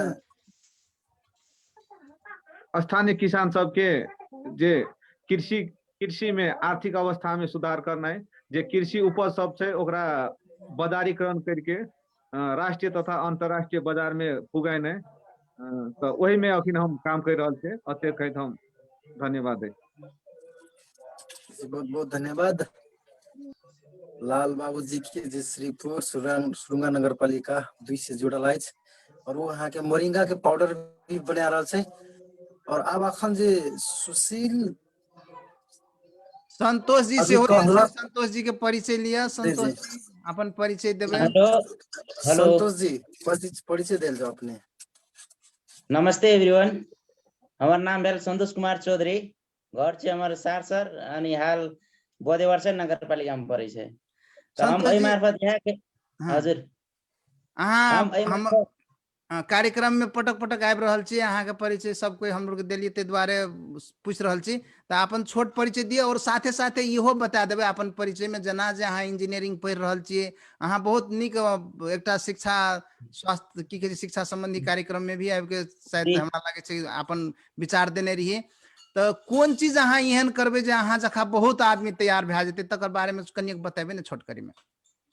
जी हाँ, कथी और कहै छै ओहिमे हम अहाँके तऽ कोन भूमिका रहतै तऽ लिया। एहिमे जे कंट्रीब्यूट अहाँ सब करै छियै ने शिक्षा में, तो हम अहाँ के बच्चा और के लागी मैथ बहुत इजी से हम सिखा सकै छियै। साथे तकर बाद बोलो बैचलर के कथी कहै छै इंजीनियरिंग और के इंटीग्रेशन पार्ट मैथ में हम बहुत बढ़िया से सिखा देबै। बाप रे बाप, देखियो अपना सबके संग में कतेक स्रोत छै। और अहाँ की कहे ले चाहे छी, अहाँ जखा जे युवा सब छै ओकरो के अपन जी हाँ, पार्ट जी टाइम हाँ, में कनी मनी अगर समय हमरो के दिए ऐसना अपनो के फॉर्म में आबे, देखियो ये अपन समाज के फॉर्म छिए।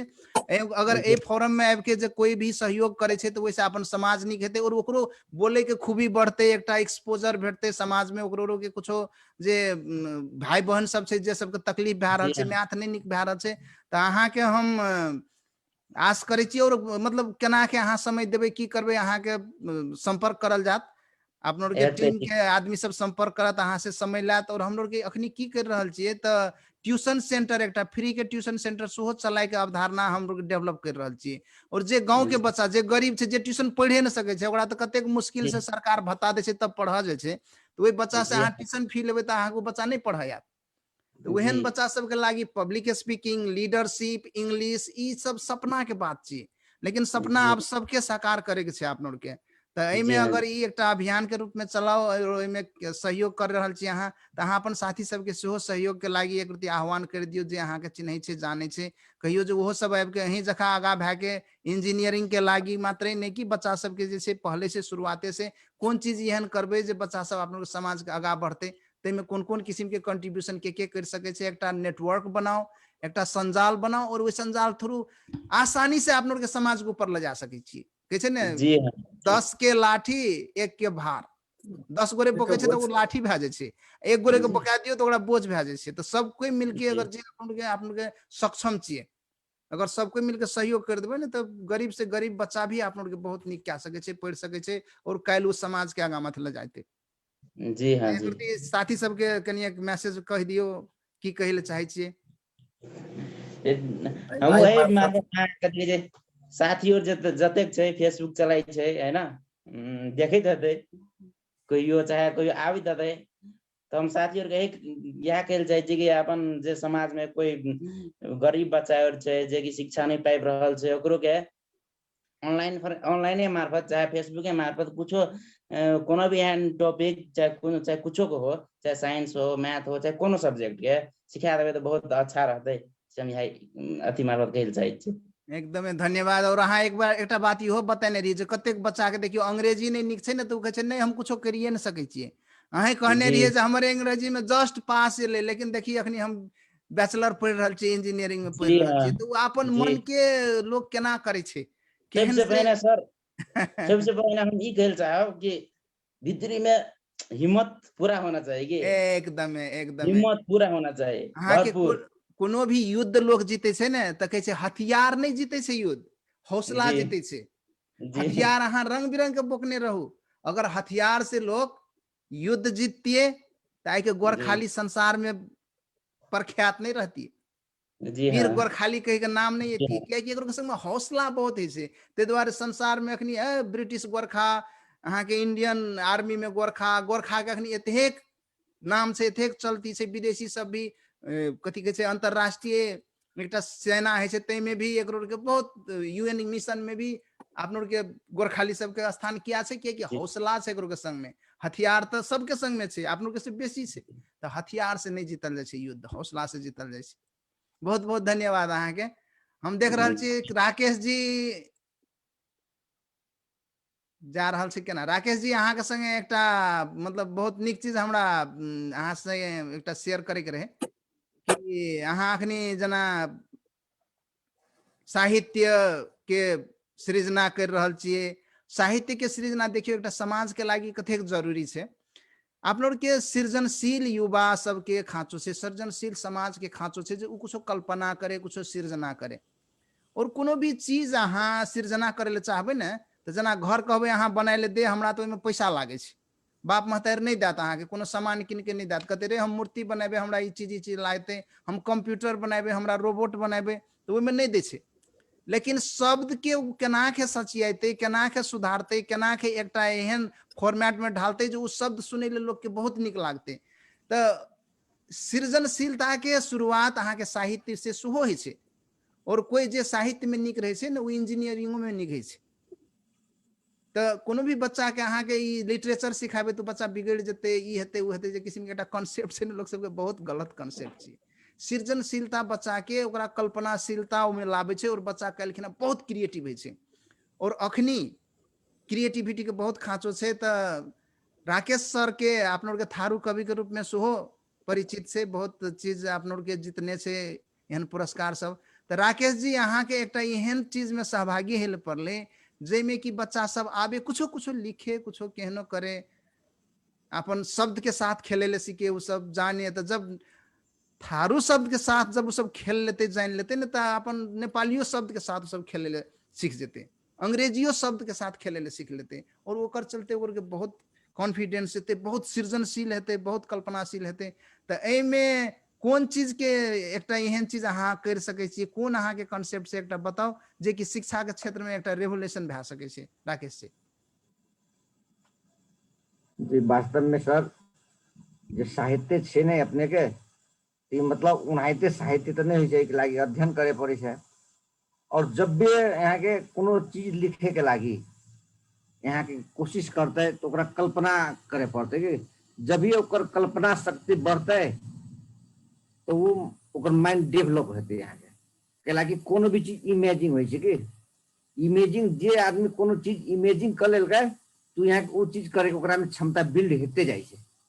केना के चलबे ओइ के क्यूरियोसिटी बढ़ी छै ओकर, और क्यूरियोसिटी बढ़ल तो यहाँ के ऊपर तो ओकर लगाव होइ छै। केना के हम खोजबे त जेना अखन बच्चा सब के बात करे, अब कही छै तोरा ई आर्ट क के आने पड़तो स्कूल में, जे बोर्डिंग स्कूल सब के अभी कंसेप्ट से पेंटिंग करे ल्याउनु पर्छ कहे छै। तो बच्चा सब यहाँ के गूगल करे छै, अब ओइमे देखे छै फर्स्ट शेप केना बनेने छै, आँख केना बनेने छै, कान केना के बनेने छै। अब ये बनेलकै तो कोनो कोनो शब्द ये से शुरुआत भ जाए छै, चरदबर भ जाए छै, कोनो शब्द बी से शुरुआत होइ छै।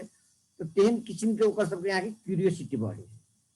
और जब ये वो बच्चा सब यहाँ के साहित्य प्रति वा कविता प्रति लगाव बढ़ते तो ओकरा किताब पढ़े के चाहना बेसी हेतै कि कवि सबके कोन किताब हम पढ़बे, साहित्यिक किताब, साहित्यिक लेखे होते तो साहित्यिक किताब से पढ़े लगते। वो कविता लिखते तो खाली कवि के किताब से पढ़ते बीच बीच में। वो जब ये कनी को मूड ऑफ होता है कदे एक छिन कविता पढ़ ली सी कही के, तो जब ये लिखे प्रति मतलब ओकर इच्छा होता है यहाँ के ऑटोमेटिक पढ़ाई प्रति ओकर इच्छा जागृत भ जेते। आ जब ये इच्छा जागृत हेतै तो यहाँ के साहित्यिक किताब पढ़े के साथ साथ ओकर अपनो किताब प्रति लगाव भ जेते, कैला कि ओकरा में एगो पढ़े के आदत क्षमता बन जेते। यहाँ तय में छै अब शब्द सबके तो छनौट करे पड़े छै, लेकिन शुरू में खासे अखन पहले के अवस्था में यहाँ के छंद कविता सब मिला के लिखाई छै कि मतलब ऊपर का लास्ट वर्ड जे रहे शब्द नीचो मुहे शब्द मिले छले। लेकिन अखन वो चीज नहीं छै, अखन बहुत बढ़िया छै। अखन तो केहन छै यहाँ के जे मन में आयल वो चीज लिखत गेलिए वही यहाँ के कविता भ गेले। पहले से बहुत सजिलो थे अखन, नहीं तो पहले अब लक्ष्मी प्रसाद देवकोटा सब यहाँ के दम छंद मिलाय छले, ऊपर से नीचा तक भानुभक्ताचार्य से उहे मिलाय छले।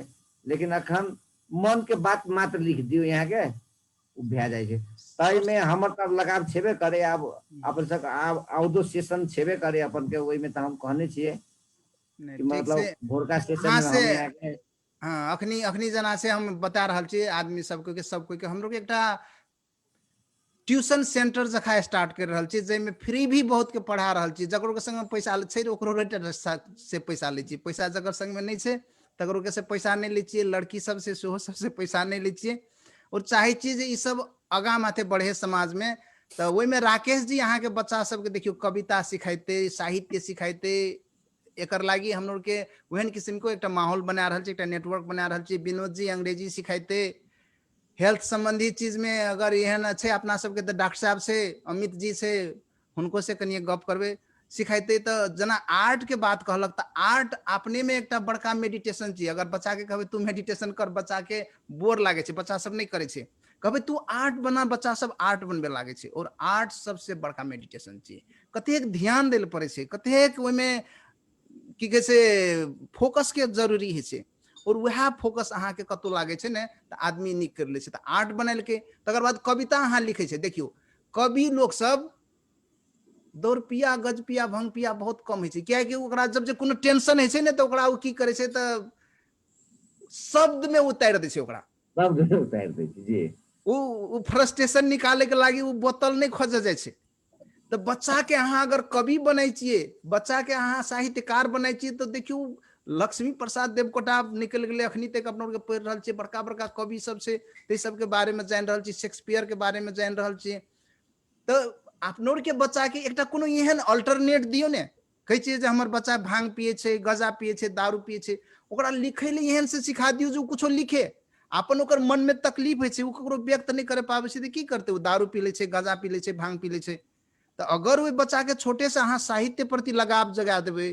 ओकरा शब्द संगे खेले ले सिखा देवे तो जरूर वो बच्चा आगा माथे बढ़ते और तकर लागी अपना के राकेश जी बिरा उठेने अपना के जे बच्चा छे लव राकेश जी वो सब बच्चा के कविता लिखे ले सिखाते नेपाली में रस्व दीर्घ अपन भाषा केना लिखते मानक भाषा के तैयारी भए रहल छे ओई भाषा में कौन चीज सही छे केना के लिखबे केना के नहीं लिखबे तै में भी राकेश जी ओमे इन्वॉल्व छे ओकर रिपोर्ट तैयार कर रहल छे ओई सब में छलफल में छे तो ये सब चीज भाषा आप लोग के थारू भाषा और नेपाली भाषा ये दुईटा के बीच के ब्रिज के काम राकेश जी कर रहल छे और राकेश जी आए तो अहाँ सब सबके अपन अपन बच्चा सबके अगर चाहे छिए वो सब देखियो फिर की है तो कोनो बच्चा कोनो चीज में निक है कोनो बच्चा कोनो चीज में निक है तो राकेश जी एमे आगा माथे बढ़ रहल छे और चाहे छिए कि अहाँ सब सबको एमे साथ दियो तो एमे संतोष से भी गप सुन लेली एक रती कनी एक हम सुने चाहे छी डॉक्टर साहब से डॉक्टर अमित साहनी से डॉक्टर अमित साहनी सुहो हमरा के टीम में यस ते द्वारे डॉक्टर साहनी के हम अपन बात विचार राखे के लागी एक रती अनुरोध करे छी जे अहाँ अखनी जना होम्योपैथिक प्रैक्टिस में छी ओकर साथ साथे अहाँ नेचुरोपैथ के बड़का फैन छी जे केना खान पीन क्या के बच्चा सब हेल्दी हेते केना के ओकरो के नीक हेते तो से चीज सिखाए के लागी अगर अहाँ चाहे छिए कोनो हेल्थ संबंधी कोनो नया बच्चा में जागरूकता लावे ले चाहे छी कुछो लावे ले चाहे छी तो ओकरो के लागी हम लोग के संग में टीम छे अखनी हम लोग के एकटा ट्यूटोरियल जखा जे बच्चा काल केना आप लोग के सक्षम हेते सचेत हेते तो ते में साहनी सर भी सम्मिलित छे तो साहनी सर अहाँ केहन किस्म के कंट्रीब्यूशन कर सके छी और कौन चीज करना से समाज आगा माथे जते कनी के कृति कंट्रीब्यूशन अपन कंट्रीब्यूशन के बारे में बता जानकारी दे धन्यवाद दाजु फिर से सबके नमस्कार वास्तव में दाजु एकदम बढ़िया प्रश्न एला से वास्तव में अभी तक हम जितने भी पढ़ लिए पढ़े से ज्यादा हम महसूस कर लिए और बुझ लिए सीख लिए कि शरीर में जितने भी चीज हो सब खान पीन के वजह से हो तो हम सब की करे छे वास्तव में खान पीन के लापरवाही में छे अभी जितना भी छे अहाँ रहे हम रही चाहे कोई भी रहे हम सब गर्भ अवस्था से खान पीन में एते लापरवाही करे छे कि बच्चा जब जन्म ले छे तो अगर उ कनी अंग भंग भए गेले कनी लाटो टाइप भए गेले कनी बुधियार नहीं भेले तो उ सब दोष हम बच्चा पर ला दे छे लेकिन वास्तव में बच्चा के दोष नहीं रहे छे जब कोनो बच्चा गर्भ में पैल रहे छे ओई टाइम में कौन खाना दे पड़े मतलब कोनो भी उ जे गर्भ में बच्चा छे जो माई जे बच्चा रखने छे गर्भ में उ महिला के कथी कथी खाना देल जाए कि ताकि बच्चा के डेवलपमेंट अच्छा से हो जाए और हम सब खाली ध्यान करे छे मांस पर वास्तव में मांस से मतलब बच्चा के डेवलपमेंट नहीं हो छे गर्भ में तो जब हम सब कोनो भी खान पीन के अवस्था गर्भ से शुरू करबे तब गर्भ से बच्चा, बच्चा से किशोर अवस्था जिंदगी हम सब खाना में फोकस कर सके छे। ई बात तो पहला बात हम सब गर्भ अवस्था नहीं करल सीखलिए। ई पहला के अवस्था छले कि हमरा सबके ओते नॉलेज भी नहीं छले, लेकिन जे नॉलेज अपन सबके दादा दादी हुनका पापा मम्मी सब में छले उ सब हमरा सब में नहीं एले। हम सब सीख लिए, लेकिन की करे ओकरा अपने लिए नहीं। हम सब जे शहर बाजार ढुकलिए, गांव से शहर बाजार एलिए तो शहर बाजार के रहन सहन में ढुक गेले, शहर बाजार से बड़का देश गेले तो ओहि में चल गेले। तो कम से कम हम सब जे सीख लिए, जना पहले पहले की होय तो कनी घी डाले, घी में कनी जीरा लेके झाइन दे और ओहि झोल बना के भात खा ले। भात जे रात में बचे तो बिहान में ओकरा ठंडा पानी डाल के कनी नून डाल के पंता भात खा ले। तो उ सब छले स्वास्थ्य खाना। तो सब दिन की होय कि कम से कम जे बाड़ी में साग सब उपजे तो ओकरे खायल जाए। तो अपन क्षेत्र में जितने भी फल फूल उपजे ओकरा खायल जाए। लेकिन आई की होय छे कि आदमी अपन घर के दूध बेच के पेहनटा, कोका कोला, पेप्सी ई सब किन के ले जाके फ्रिज में रख के खाए छे। तो कितने हानिकारक भेले देखियो। आदमी सब अपन घर के चाउर नहीं खाए छे, की करे छे चाउर के धान के बेचल जाए छे और एकदम रिफाइन कर पॉलिश वाला धान चावल लेके खायल जाए छे। तो यह सब भेले खान पीन। अगर वास्तव में हम यह फर्म से कहे छे कि हम अपने से हम सब लाइव भी छे कि अगर बच्चा के खान पीन में हम सब सुधार करबे तो ई जे गर्भ में रहे छे ओकर हिसाब से हम सब भविष्य में पूरा संसार के परिवर्तन कर सके छे। कल वह बच्चा जाके कल किशोर बनते, बड़का होते और बुढ़ापा होते, तो हम जब बच्चा के हेल्दी जन्मेबे तो वो तो सबके हेल्दी करते जेते। तो वह हिसाब से लेट अभियो नहीं भेल छे। जना ई लॉकडाउन में हम एते ई सब विषय में सीख लिए कि वास्तव में हमरा लगल कि वास्तव में अगर जिंदगी भर दवाई नहीं खाए के छे तो खाना सुधार करो, कुछ नहीं करे पड़ते, पानी सही से खायल जाए। जना अगर कुछ खोकी लागे हा, रुगा भी लागे हा तो घरे में छे दवाई, तुलसी पात छे, जना दिनेश जी कहलखिन, बेसार छे, अदुआ छे, ई सब खायल जाए। एक सबके काढ़ा बनायल जाए। अपन सबके गांव घर में पत्ता सब बहुते नाम अभी ठाक के हम भूल गेली, एकटा मतलब कैक्टस प्लांट जना एकटा पात रहे छे ओकरो पत्ता से खोकी ठीक होय छे। तो बहुत एहन जड़ी बूटी एहन पात सब एहन गांव घर में बहुते हमरा सबके मिले छे। दोसर बात सुशील सर, लाल बाबू सर भी कहलखिन कि जना आम के पात के देखो जेते और सुनताला में और ई सब मौसमी में कागती में विटामिन सी नहीं मिले छे, ओई आम के पात में मिले छे। आदमी सबके प्रेशर के औषधि 1 महीना में कंट्रोल कर देते, मोरिंगा के पत्ता, आम के पत्ता। तो हम सब हम की कहला चाहे छे कि वास्तव में कथी इंपोर्टेंट है शरीर में, हम सब कथी ला काम करे छे, सब चीज छे खान पीन के लिए। वास्तव में अगर शरीर कोनो आदमी के शरीर में पेट नहीं रहते तो काम नहीं करते, पेटे नहीं है खाइए नहीं पड़ते तो कथी ला काम करते। एकदम कम से कम हेल्दी खाना खायल जाए। हेल्दी खाना के लिए आदमी कहे नहीं हमरा फल फूल किने ला तो पैसा नहीं है, केना पैसा नहीं, मासु अहाँ 300 रुपया 400 रुपया किलो किने छे, 1000 रुपया किलो किने छे, आ फल फूल 200 रुपया किलो 100 रुपया किलो मिले छे, उ नहीं किने सकबे। तो हम सब फल फूल नहीं खाई छे, अपन घर के साग ल जाके बाजार में बेचे छे आ फिर बाजार से दोसर चीज जोन बाहर से आवे छे उ किन के लावे छे। तो कम से कम ई प्रवृत्ति शुरू करल जाए। जना हम सब बाजार में छे तो सब साग सब्जी खोजे छे। जना हम लास्ट टाइम कुछ समय पहले नवल सर के घर गेलिए तो ओतऽ के जब घर के खाना खेले तो हमरा हम दादा दादी के घर जब जाई छले ओई टाइम के खाना याद आब गेले। मतलब हम सब कितने अनहेल्दी छी। तो ई शुरू करल जाए कि खाना कम से कम अमित जी एगो बात हम अहाँ के अमित जी एगो बात हम बीचे में हम राखे चाहब। ई हम कोनो हम नया बात नहीं बता रहल छी। ऐसना हमर ई बेटी पढ़े वाला स्कूल में जखनी हम शिकागो में रही छलिए तो हम लोग के बोला के एकटा क्लास डाल जाए और वही क्लास में हम लोग के ई चीज सिखबे ले वैसना बोलावे उ सब जे अपन बच्चा के तू की खियाई छी, हमरा सब चीज मांगे उ सब जे तू अपन बच्चा के की खियाई छी और तोहर बच्चा के जे चीज तू खिया रहल छी वही अनुसार तोहर बच्चा के पुगलो कि नहीं पुगलो। अहाँ के पेरेंट्स टीचर मीटिंग है चले देखियो। तो हम उ फोरम ई कोनो नया कहबे जे हम नया आप लोग के समाज में से नहीं छे, लेकिन एकटा नया क्रांतिकारी चीज हेते जे डॉक्टर अमित संगे बच्चेटा नहीं हेते, गार्जियन भी आओ और डॉक्टर अमित ओकर अहाँ के अगुवाई करत, अहाँ सबके सिखात, अहाँ सबके बतात जे जे चीज अहाँ के घर में अछि ओहि में कोन कोन साग तरकारी खेबै, कोन कोन चीज अहाँ लाबबै तऽ अहाँ के बैलेंस डाइट भए जेतै। अखनी लोग के कहै छै नहीं हमरा पैसे नहीं छै, कतऽ से हम बैलेंस डाइट करबै, विटामिन सी कतऽ से खेबै रे, हम ये कतऽ से खेबै रे, हम ई कतऽ से करबै रे, उ कतऽ से, लोग सब बहाना बहुत खोजै छै। लेकिन आमो के पात में विटामिन ए छै, बी छै, सी छै, से सब जब पता लग गेलै, अहाँ के जब गाय के गहूंत में अहाँ के मल के कथी कहै छै ओ कीटाणु कीटनाशक औषधि सब छै, तो ओकर नॉलेज जेना दिनेश जी ओहिमे अध्ययन कर रहल छै, और सब साथी सब छै ओ सब अध्ययन कर रहल छै। तो ई चीज सब जे कि संसार में प्रयोग भए रहल छै, अपनों के प्रयोग करे पड़े, अपनों के लाभ पड़ले अपन जीवन में। और एकर लागी सबसे पहलका बात, अब जना ससियो में हम एबे एक कृति में, लेकिन हम डॉक्टर साहब से ई बात हम कहले चाहे छी जे अहाँ अपन पहल में की गार्जियन सबके बोला के, जकर बाप महतारी के संग में ओतेक ई शिक्षा ले के कोनो हैसियत नहीं छै, औकात नहीं छै, ओकर के लै जेबो नहीं करते, तो ओकर के फ्री में अपनों के केना के अवेयर करबे, केना के सचेत बनेबे, जैसे वो गार्जियन सब भले ही कार्यक्रम मार्फत हेबे, कोनो मार्फत हेबे, एक स्पेशल कार्यक्रम अहाँ लऽ के एबे, और वो कार्यक्रम में वीडियो बना के कोन कोन चीज बच्चा के खिएबे, कतेक उम्र के बच्चा के छै तो ओकरा कतेक चम्मच घी देल पड़ते, तो कतेक देल पड़ते, अंडे खियाल पड़ते, कतेक खियाल पड़ते, कोनो एकटा सर्टेन एकरोड के एकटा बैलेंस डाइट किस्म के गाम घर में जे तरकारी छै, साग छै, कोन साग खिएबे, केना के एकरा बैलेंस वे में खिएबे, तो एकर एकटा सेशन जखा चलायल जाए तो केहन रहते डॉक्टर साहब? एकदम एकदम सही, एकदम ठीक बात दाजू।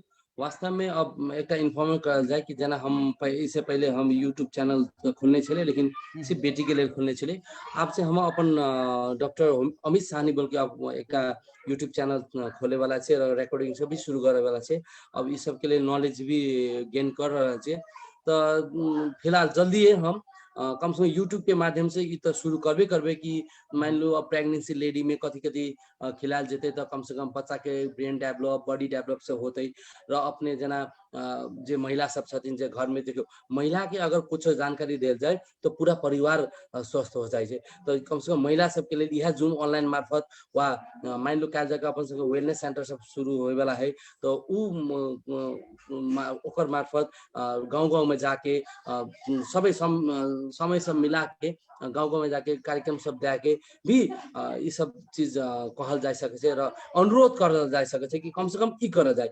ई बात नहीं है कि कोनो कतौ जाके लहान जाके वा अपन घर से दूर जाके कोनो चीज किन के लाबे के, घर में जे चीज उपलब्ध है वह चीज से केना बैलेंस डाइट, यानी बैलेंस डाइट मतलब बैलेंसो डाइट मतलब बुझल नहीं जाए छे, तो संतुलित आहार केना खायल जेतै कि अपना संग जे छे घर में, घर आंगन में फल जाए फलावे छे अपन सब तरकारी, तो ओकरा केना स्वस्थ तरीका से उपजायल जेतै, र वह केना खा के स्वस्थ हो जाते। ई नहीं कि उ बेच के दोसरा चीज किनल जेतै, माछ किनल जेतै, वह खा के केना। देखियो की से ई सब बात हम सब जूम ऑनलाइन मार्फत और यूट्यूब चैनल हम जो खोले वाला छे अपन ई मार्फत, र भविष्य में जे वेलनेस सेंटर सब ओकर कंपनी के मार्फत हम सब ई कार्यक्रम करे के प्लानिंग में भी छिए। र हम अपन पर्सनल तरफ से छै अगर जूम ऑनलाइन में कोनो भी टाइम में जना ई सब कार्यक्रम होल्ड होते, तो हम पर्सनल दायित्व लेके हम उनका सबके जितना भी मान लो पुरुष सब छथिन वा महिला सब छथिन, गृहिणी से छथिन, सबके ई नॉलेज शेयर करे के लिए, काहे कि हम नॉलेज ले लिए शेयर करे के लिए, हम कोनो ई डिग्री नहीं करने छे। वास्तव में हम फूड एंड न्यूट्रिशन में मास्टर डिग्री अप्लाई करने छे, अइले कि हमरा एक चीज पता चल गया डॉक्टर पढ़ते पढ़ते कि nothing is possible without diet maintain. मतलब अगर अहाँ खाने नहीं खेबे बढ़िया से, तो केना अहाँ रोग निरोगी केना रहबे। तो रोग निरोगी होय के लेल कम से कम खाना बनाइए। तो यह के लेल अब हम एमडी होम्योपैथी में से पहले, वैसे पहले हम फूड एंड न्यूट्रिशन में एमडी करे वाला छी, र ई गांव घर के जते अपन नॉलेज हम गेन करने छी सिखावे वाला छी सर। बहुत बहुत शुभकामना अहाँ के एमडी जल्दी पूरा हुए फूड एंड न्यूट्रिशन में, और समाज ऐसे बहुत बहुत फायदा लिए सके, और जखन जखन जरूरी पड़त अहाँ के सबके मालूम भए गेल। और ई बात एकटा ई बात ये फॉरम से कि ई सब फ्री ऑफ कॉस्ट होते, चाहे हमरा कुछ देल भी जेते तो हम एक्सेप्ट नहीं करल जेबे, र ई जे जितना भी होते समाज सुधारक कार्य में ही वो सब चीज लगायल जेते। ई सब बहुत बहुत बहुत अहाँ के धन्यवाद अमित जी। और अमित जी आप के ग्रुप में से, आप के साथ में से, और सहयोग कर रहल से अपना सबके कि केना के समाज में स्वास्थ्य और शिक्षा बढ़िया हेतै। और साथ साथ से एने हम देख रहल छी अखनी सुशीला भी जोड़ने छे। सुशीला नमस्ते सब। हाय हेलो, हाँ परिचय सबको क्या परिचय कर दो सुशीला जी। थारू में हाँ हाँ थारू में आरो में 12 के थारून सब तरीके थारू में बजे के कोशिश करू, नहीं तो बड़ो में बाज सकै छी, कोनो बाज सकै छी, ए कोनो थारू में बाजू कोशिश करबे तब ना आते सर, कोशिश ओके। नहीं करबे नहीं हम बढ़िया अपने बाजे भाषा से बात। हम्म। ए हमर नाम सुशीला चौधरी, घर सिमरा 12, अखैन काठमाडौँ में रहै छी, एमबीएस पढ़ै छी त्रिभुवन यूनिवर्सिटी से। अखैन ई प्रोग्राम अहिले त हमर त ई नेट अखैन नहीं होइ छै, वैसे हल्का लेट भए गेलै त लब सुनै छी त कथी के होतै तब बाद में फीडबैक देबै। तो हमें परिचय कनिए और थेप दै छी सुशीला के। सुशीला बहुत पढ़ रहल छै, देखियो अपना और के समाज में लोग सब इंटर कर ले छै न त कहे छै हम बहुत पढ़ लेलिए, एसएलसी कर ले छै त कहे छै बहुत पढ़ लेलिए, वो मास्टर्स डिग्री पढ़ रहल छै, वो भी फाइनेंस में, बिजनेस साइंस में मास्टर्स कर रहल छै। तो बहुत पढ़ने से तो चाहे छै सुशीला जे हम अपन समाज के बच्चा सबके आगा माथे बढ़ाबी पढ़ाबी, और अखनी फ्री में आबि के बच्चा सबके पढ़ा रहल छै, हम लोग के समूह में जोड़ल छै। हम लोग के समूह के एकटा कर्मठ और एकदम से बहुत सशक्त एकटा कैंडिडेट छिए, और हम चाहे छी कि एहने एहने सब कोई जोड़े हम लोग के संगे, और एकटा एहन नेटवर्क तैयार हेबे और ओइ नेटवर्क थ्रू हम लोग के आगा माथे बढ़ी। तो शशि के देखे चलिए, शशि के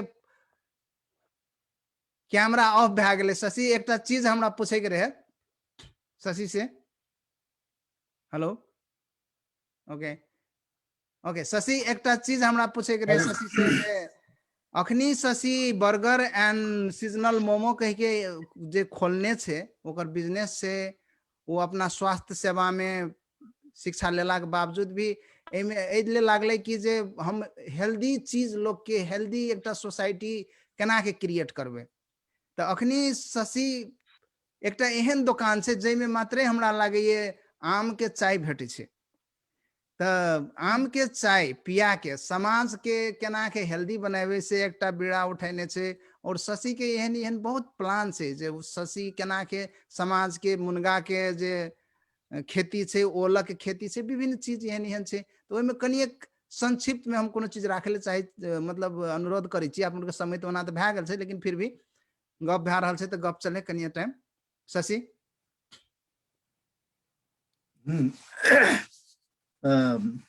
एमे ई सीजनल बर्गर हाउस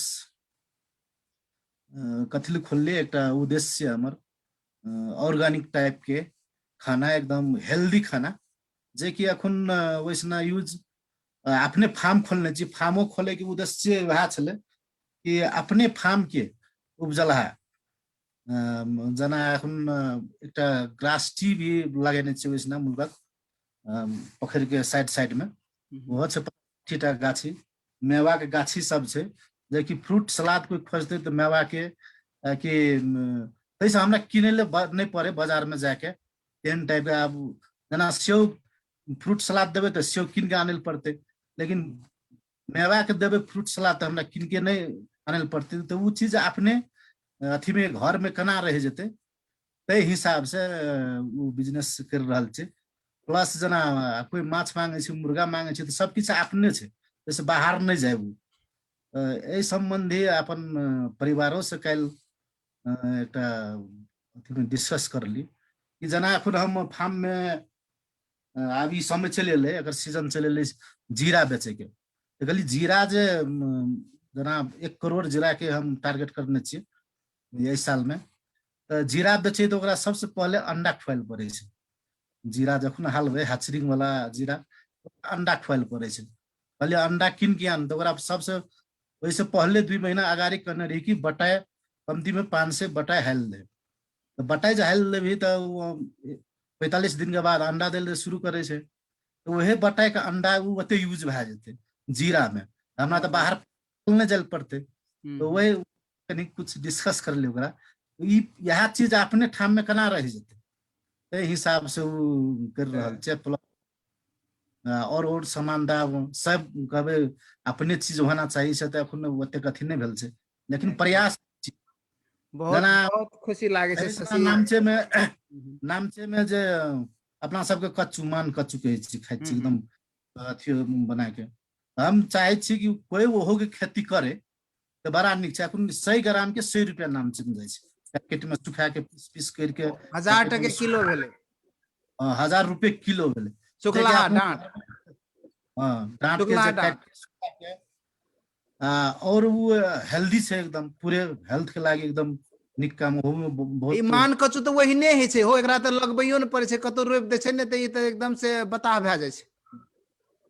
ऐसे पहले की छै दाजु, 7-8 वर्ष अगाडि अपनो भी कहने रहिए दाजू, जना सिदरा के व्यापार में, सिदरा जना अमेरिका में क्या 1000 रुपये केजी बिके, वो एक गप में मात्रे भेले की वही के हिसाब से तो मीटिंग बैठल रही हमरो के, लेकिन एक मात्रे भेले बहुत। लेकिन आब जे छै एकरा बहुत जल्दी हम माने जा रहल छी। सब चीज हेतै हो, धीरे धीरे हेतै। जब तोहर के जखा एकटा कर्मठ, एकटा दिमाग लगाए वाला लोग सब छै, कतेक दिमाग दौड़े छै तोहर के। 1 करोड़ लक्ष्य ले छै तऽ कतेक 1 लाख 2 लाख नहीं, 1 करोड़ हमरा ई की कहे छै जीरा बनाने छै।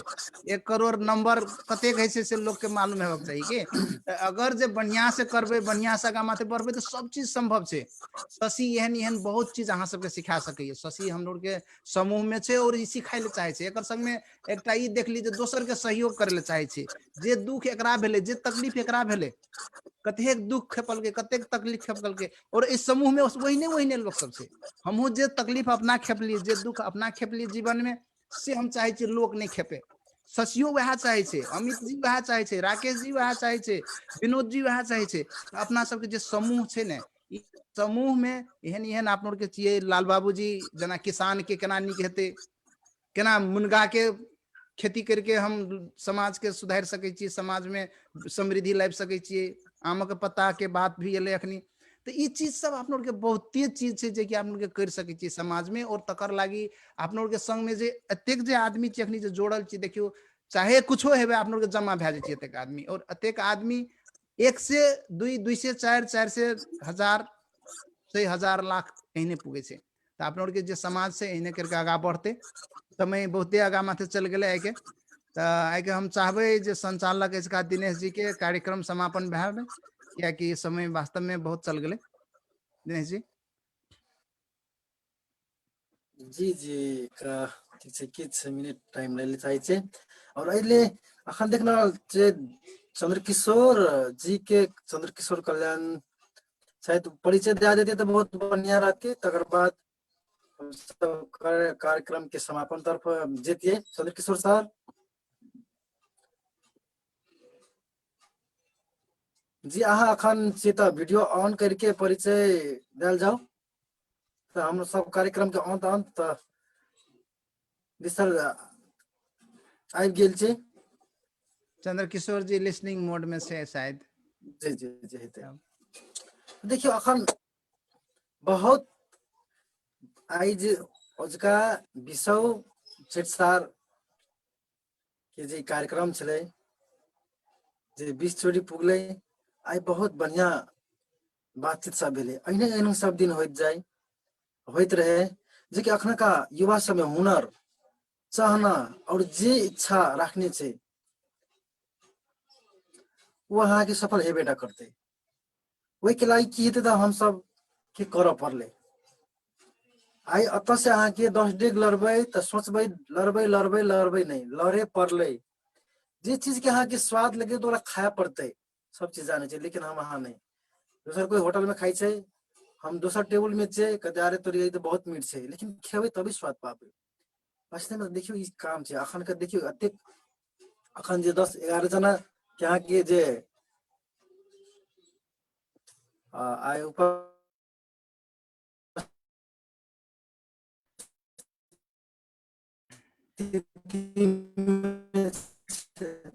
दिनेश जी के नेटवर्क में समस्या भए रहल छै, तो हम आइ के जतेक आदमी सब ऐसना सब कोई आब कार्यक्रम दिनेश जी अहाँ के नेटवर्क में समस्या जी आबि जी रहल छै, तो अहाँ के तरफ से हम अहूँ के धन्यवाद दैत। लाल बाबू जी देख रहल छियै संतोष जी के, जे संतोष जी अपन तरफ से जे कमिटमेंट केलक जे हम मैथ पढ़ा देबै अपन समाज के बच्चा सबके, गाँव के। तहिने चंद्रकिशोर जी तो की कहे छै, जना अपांग सबके हम व्हील चेयर से लाके कोन कोन चीज व्यवस्था कर रहल छै, और बहुत चीज में हुनकर सहभागिता छै। तहिने विनोद जी आप लोग के की कहे छै इंग्लिश पढ़े के लागी बच्चा सबके आगा माथे जाए के लागी महतारी सबके भेले और बाप सबके भी भेले शैक्षिक रूप में केना आगा माथे बढ़ते केना ओकरो के पेशागत रूप में अंग्रेजी सीख के किया अखनी देखियो पूरा संसार जुड़ गेले। अहाँ अपन सामान के विदेश में बेच सके छिए। राकेश जी साहित्य में आप लोग के सहयोग करते, बच्चा सबके साहित्य सिखाते सब चीज। तहिने शशि बिजनेस में आप लोग के सब के सहयोग करते। और स्वास्थ्य के लागी आप लोग के संग में डॉक्टर अमित साहनी सेहो छे। और हमें एक लाइफ कोच स्ट्रेटेजिस्ट के रूप में सुशीला एच, सुशीला फाइनेंस के बारे में अपना सबके फाइनेंस कमजोर भेला के चलते आप लोग के गरीब भए जाए छिए, लेकिन फाइनेंस दोसर गोरे जाने छे तो वो आगा माथे बढ़ गेल छे। तो फाइनेंस के बारे में सुशीला सेहो छे आप लोग के संग में। तो आप लोग के टीम बन गेल छे और ये टीम आप लोग के समाज थारू समाज मात्रे नहीं कहियो, एक समाज कहियो जेमे आप लोग सब गोरे बैठल छी। और थारू समाज में वो लोग सब गोरे आवे छे जे कि आप लोग के भाषा बजे छे, आप लोग के जखा रहे छे, आप लोग के जखा छे। तो सब कोई आप लोग के थारू एंड फ्रेंड्स एसोसिएशन हम लोग के अमेरिका में खोलने चाहिए। तो वही में सब कोई छे हम लोग के थारू और थारू के साथी सब भेले, सहयोगी सब भेले। और एकर लागी आप लोग के विशाल हृदय छे, विशाल एकटा मनस्थिति छे। एहने ये चीज सब दिन आगा माथे बढ़त रहते। अते कहत इसका कार्यक्रम के समापन करू सब कोई। नमस्कार दोसर नमस्कार। नमस्ते।